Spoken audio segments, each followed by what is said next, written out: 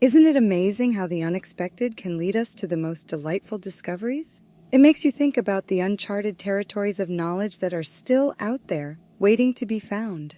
Just like what happened to the researchers at the University of Massachusetts Amherst this past May, they were trying to create a simple humidity sensor and ended up generating a continuous electric current from the humidity in the air. It's fascinating, isn't it?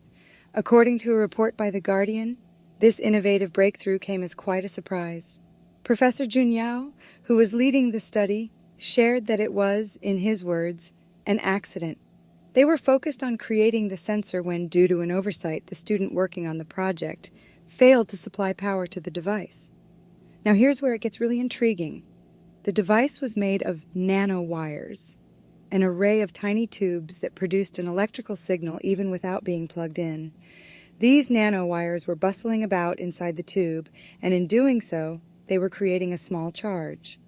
As they bumped against each other more frequently, one end of the tube began to charge differently from the other. In explaining this phenomenon, Professor Yao likened it to a battery. You see, a battery has a positive and a negative end, and when these two are connected, the charge flows. That's exactly what was happening inside the tube.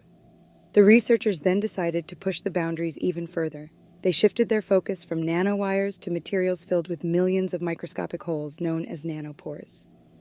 The result of their tireless efforts is a minuscule device, no larger than a thumbnail, that can generate approximately 1 microwatt of power.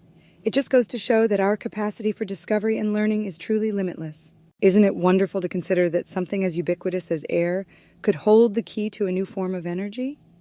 As Professor Yao suggests, the beauty is that the air is everywhere. Even though a single layer of the device might produce just a whisper of electricity, imagine if we could stack multiple layers vertically. This could potentially amplify the power generated.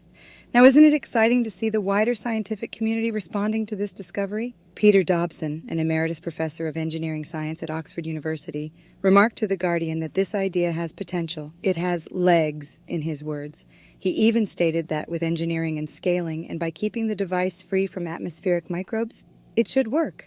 Of course, not all reactions are unequivocally positive.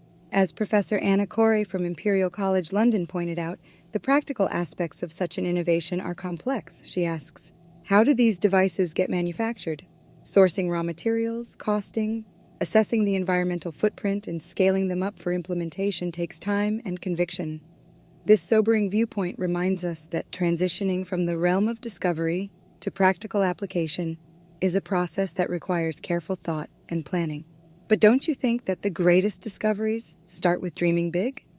This hasn't stopped Professor Yao from looking at the horizon and envisioning the possibilities. As he beautifully put it, lots of energy is stored in water molecules in the air. That's where we get the lightning effect during a thunderstorm. The existence of this type of energy isn't in doubt. It's about how we collect it.